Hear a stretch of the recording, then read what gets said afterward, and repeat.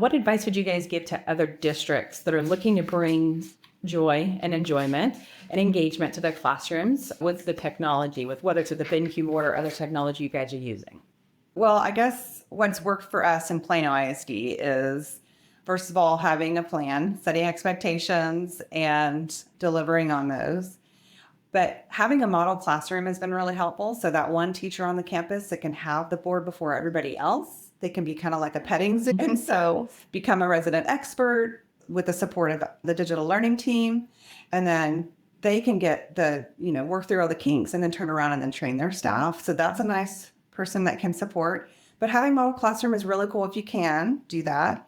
Sometimes just depending on installation, we weren't able to do that. So we just jumped in and made ourselves available to do a whole staff training. So that's kind of like our level one. Just get everyone used to meeting them where they are and just using it as a projector first. And then, no stress, just plug in and go.